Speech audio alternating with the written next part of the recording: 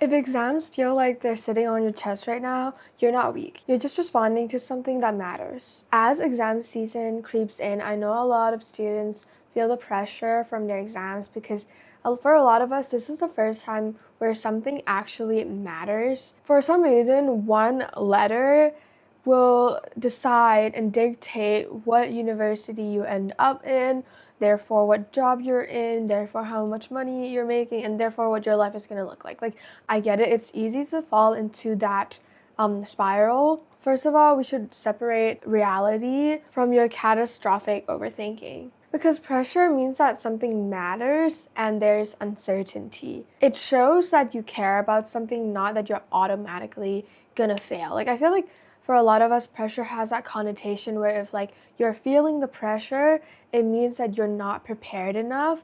But it's just a reminder that what you're about to do matters enough for you to care. I assure you, everybody feels the exam pressure. It's not just you, it's the students struggling in class, it's the A grade students. If anything, high performing students feel the most pressure. Now, actually, a lot of the time, pressure comes from confusing grades with intelligence, and that's something I want to really touch on in another video. It's so easy for pressure to make us feel really overwhelmed and stop us from being productive because we're so transfixed by our negative thoughts and self-talk that it's hard to enjoy exam season. And I'm not trying to reframe this into like exam season can be enjoyable, because I mean, let's face it, a lot of times it is going to be stressful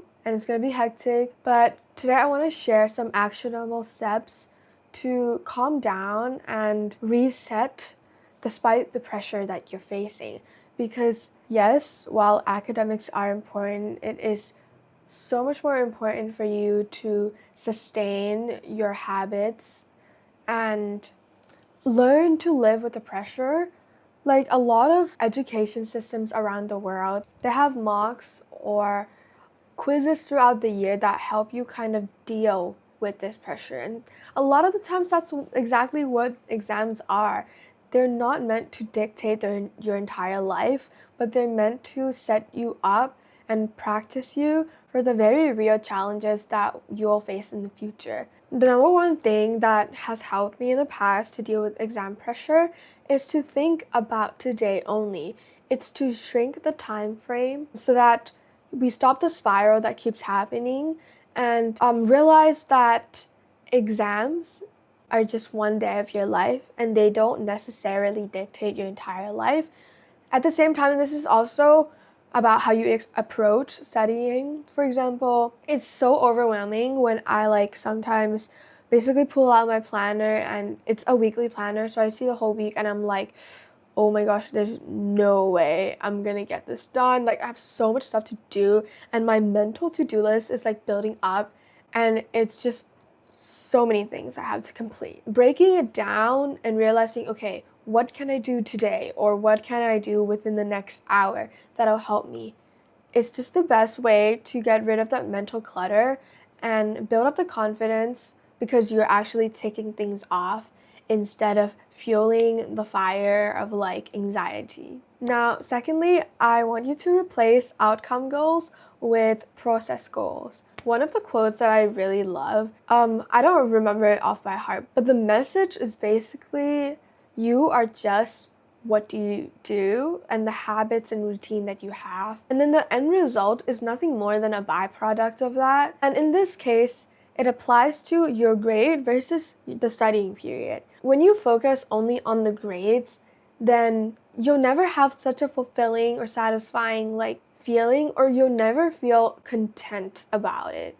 Like, I can't really explain this because I just think it's not a sustainable way of looking at things and life as well. Like, generally, if your goal is to achieve X or get Y, then you're in like a never-ending cycle with yourself of like, okay, once I get X, then I need to get Y, and then if I get Y, then what's next? Like, when that self satisfaction is not coming from who you are every day and the routines that build your identity, then it's never going to be enough.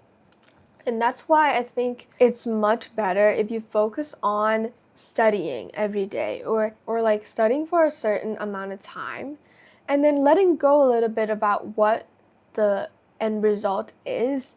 Like obviously it's important, but if you value the studying process or the revision and you do that to your very best, then like inevitably the grade will be good as well, you know? The third thing is one non-negotiable: rest. I think this one definitely has like, there's a very fine line between rest and procrastination. It's never good to outwork your limits and, for example, stay up the whole night to study because it's ruining your health and it's not sustainable. And the fourth one, I have to mention this one, it's to revise effectively because you can get a lot more done in 1 hour if you're focused and your revision is targeted, as opposed to just useless rereading notes or just useless passive studying.